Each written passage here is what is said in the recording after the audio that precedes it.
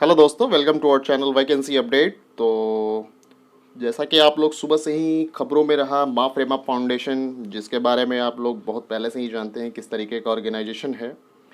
तो खबर तो आप लोग के पास पहुंच ही गई होगी कि आयोग ने जो लिस्ट जारी करने का संभावना है वो आज या कल का दिया है, यानी आज या कल में वो लोग लिस्ट जारी करेंगे। तो देखिए यहाँ पे थोड़ी सी राहत मिली है। चलिए ठीक है भाई, अब क्या किया जा सकता है। माँ प्रेमा फाउंडेशन से उनका कोई खास रिश्ता होगा, तभी वो स्टूडेंट या फिर किसी अन्य मीडिया से बात करने के बजाय माँ प्रेमा फाउंडेशन और जो रहमान सर हैं उनसे ज़्यादा बात करना पसंद करते हैं आयोग के लोग।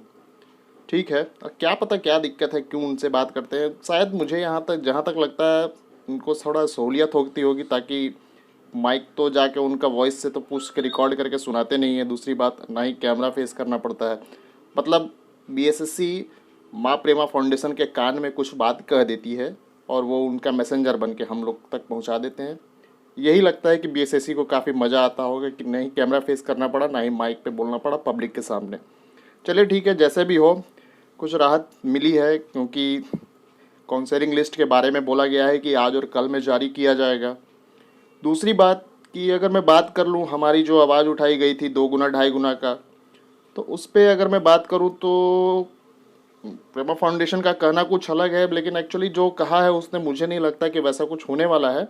क्योंकि यहाँ पे मुझे लगता है कि 10% लोगों को ही बढ़ा के बुलाया जाएगा, और मैक्सिमम हो सकता है 50% मैक्सिमम जो है बुलाया जाएगा बढ़ा के। और खुशी की बात इतनी रही कि बोल रहा है सीट वैकेंट नहीं रखा जाएगा। तो भाई ये बात तो 31 अगस्त को भी बोली थी ना, जो अपने स्टूडेंट के तरफ से जो गए थे एज ए वॉलेंटियर बात करने के लिए, उनसे भी इन्होंने कहा था कि सीट को वैकेंट नहीं रखा जाएगा, रिकाउंसलिंग होगा। तो इसमें कौन सा नया चीज़ उन्होंने बता दिया है माँ प्रेमा फाउंडेशन को? ये बात तो उस दिन भी बताया गया था। हम चाहते हैं कि आप इसका लिखित में एक नोटिस दे दीजिए ना, A4 साइज़ में। एक पैराग्राफ नहीं लिख सकते हैं आप क्या? पैराग्राफ लिख के नोटिस डाल दीजिए। सिर्फ इतना लिख दीजिए कि अगर काउंसलिंग के दौरान सीट फुलफिल नहीं होती है तो further second counselling, third counselling list जारी किया जाएगा। बस इससे ज़्यादा तो आपसे कुछ मांग नहीं रहे हैं, क्योंकि भाई मेरे पास तो कोई रिकॉर्ड नहीं ना है। एंड माँ प्रेमा फाउंडेशन पे अब भाई क्या किया जाए, अब उनका क्या, उन्होंने कैसे आपका रिपोर्टिंग किया, कैसे वो लोग सूचना लाए, खैर वही जाने। कोई रिकॉर्ड उनके पास भी नहीं होगा, ऑब्वियस सी बात है। तो एक रिकॉर्ड रहता है ना कि हाँ भाई बोला गया था कि जब तक सीट फुलफिल नहीं होगा तब तक काउंसलिंग कराते रहा जाएगा। तो यही बात है, जब तक फुलफिल नहीं होगा काउंसलिंग कराया जाएगा, ऐसा बोला गया है आयोग के द्वारा। और ये सारे सोर्सेज जो हैं, जो भी न्यूज़ आपको आज सुबह से देखने को मिल रही है, ये माँ प्रेमा फाउंडेशन के द्वारा ही दिया जा रहा है। तो चलिए देख लेते हैं ज़रा माँ प्रेमा फाउंडेशन का कटलेट भी, कि क्या इन्होंने न्यूज़ में दिया है आज के जो भी एसएससी के कैंडिडेट्स वगैरह हैं। तो आप देख रहे हैं यहाँ के कि 13,120 पदों की नियुक्ति का इंतजार कर रहे हैं अभ्यर्थियों को। बता दें कि बिहार कर्मचारी चयन आयोग आज से लेकर कल तक में काउंसलिंग का जो लिस्ट है वो जारी करेगी। ठीक है, और ये भी बात बोला जा रहा है कि आज और कल में, यानी कि बृहस्पतिवार और शुक्रवार के बीच में आयोग का मीटिंग होने वाला है, जिसमें कि ये फैसला लिया जाने की बात सुनने में आ रही है कि वो लोग ये कोशिश करेंगे कि मंतव्य जो कैंडिडेट्स का है, चाहते हैं 2 गुना 2.5 गुना, उस पर ऊपर विचार करके हो सकता है बढ़ाया जाए काउंसलिंग का, मतलब 2 गुना किया जाए। तो देखिए ऐसा कुछ होने वाला है नहीं। उनका जो मीटिंग है वो किसी और मकसद के कारण है। वो लोग अपना इंटरनल मीटिंग कर रहे हैं कि भाई कितने कैंडिडेट्स को पर डे काउंसलिंग या फिर डॉक्यूमेंट वेरिफिकेशन के लिए बुलाया जाए। वो अपनी कैपेबिलिटी के लिए मीटिंग कर रहे हैं, न कि हमारे लिए कि 2 गुना या 2.5 गुना कैंडिडेट्स को मतलब कैंडिडेट्स काउंसलिंग को इंक्रीज़ किया जाए। वो अपनी उनकी खुद की मीटिंग, आप भी जान रहे हैं इलेक्शन वगैरह है।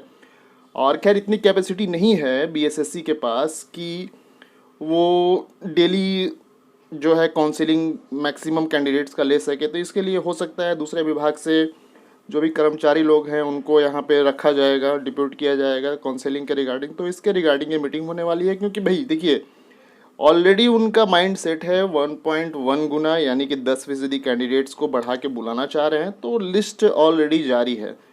तो इसमें ये एक सिर्फ फुसलाने वाली बात हो गई है कि मीटिंग हो रही है और मीटिंग में फैसला लिया जाएगा कैंडिडेट्स के हित में कि 2 गुना बुलाया जाएगा, देखा जाएगा, बात किया जाएगा, ऐसा ऐसा बोलना है इनका। ऐसा कुछ होने वाला नहीं है। जो लिस्ट है जारी कर दिया गया है, और फर्दर हंगामा ना हो इसके लिए उन्होंने माँ प्रेमा फाउंडेशन को, या फिर 31 तारीख को जो भी कैंडिडेट गए थे बात करने के लिए, तो उनको गोली दे दिया है, बोली का गोली। ठीक है, बोली का गोली दे दिया गया है कि जब तक फुलफ़िल नहीं होगा काउंसलिंग रीकाउंसलिंग कराया जाएगा।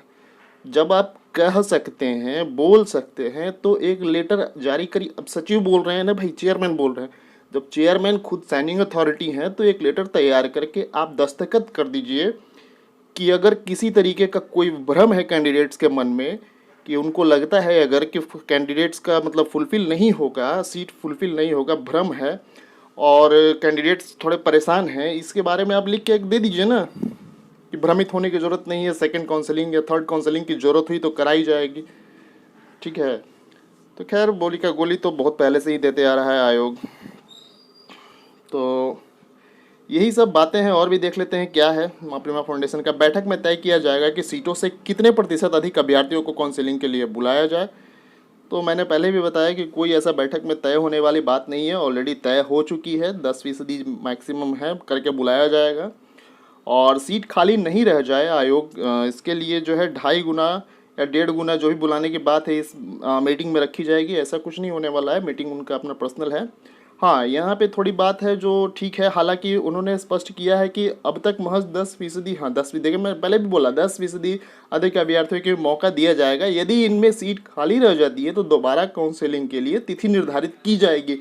तो ये रिटर्न में आप एक बार दे दीजिए सर जी, ऐसा है कि आप रिटर्न में दे दीजिए, या फिर माँ प्रेमा फाउंडेशन अपने ऊपर जिम्मेदारी ले कि मैंने रिपोर्टिंग की है, मैंने सूचना एकत्रित की है, तो कम से कम इस चीज़ को आप सेव करके रखिए ना, कैसे किस तरीके से उन्होंने आपको सूचना दिया। मतलब उन्होंने भी मौखिक दे दिया, आपने सुन लिया, सुन के आके यहाँ पे न्यूज़ खुद से डेकोरेट करके बना के आप दे रहे हैं क्या? आप अगर जाते हैं वहाँ न्यूज़ रिपोर्टिंग करने तो एटलीस्ट वो एक रिकॉर्ड रखिए ना कि हाँ ऐसा आयोग के द्वारा बोला गया था। ठीक है, हमसे नहीं बात करते हैं, आपसे ही पर्सनली बात करते हैं, आपसे उनका कोई खास रिश्ता होगा, ठीक है, बट एटलीस्ट आप ये कर किसके लिए रहे हैं? तो स्टूडेंट के हित में, यानी कैंडिडेट्स के हित में आके बात कर रहे हैं। कैंडिडेट्स के हित के लिए हम लोग गए हैं आयोग में बात करने, सचिव से या फिर अध्यक्ष से। तो ठीक है, कैंडिडेट्स के हित में ही आप एक रिकॉर्ड रख लीजिए कि उन्होंने ऐसा बोला था, या फिर उनसे ही कह दीजिए कि सर ऐसा है कि जब आप इतना बोल रहे हैं तो एक लिस्ट जारी सिर्फ कर दीजिए, A4 साइज़ पेपर में एक लिस्ट जारी कर दीजिए सिग्नेचर करके, क्या दिक्कत है?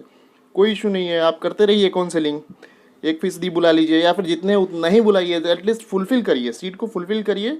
और दूसरी बात ये कि भैया counselling, second counselling, third counselling का मान लीजिए करना भी है तो ऐसा नहीं कि सब अब एक काउंसलिंग हो गई, दूसरी काउंसलिंग 6 महीना और साल भर, 1.5 साल, 2 साल, क्योंकि आप जान रहे हैं भाई ऑलरेडी 7 साल 8 साल हो चुका है, इस रिक्रूटमेंट को फुलफ़िल अभी तक नहीं हुई है। तो बस आपसे इतना ही रिक्वेस्ट है सर कि एक जो है आप नोटिफिकेशन डाल दीजिए कि रिकाउंसलिंग कराई जाएगी, और आपसे आयोग से कोई रिक्वेस्ट नहीं है। और खैर ठीक है, प्रेमा फाउंडेशन ने थोड़ा जो लोड था, दिमाग पे लोड था, ये सब बातों को लेके थोड़ा कम हुआ है। तो आज के लिए इतना ही। फर्दर किसी तरीके की कोई और भी न्यूज़ अपडेट्स आती है BSSC से रिगार्डिंग तो आपको हमारे चैनल पर अवेलेबल मिलेगा। तो चैनल को सब्सक्राइब करिए, साथ ही साथ वीडियो को लाइक भी करिए। Thank you very much.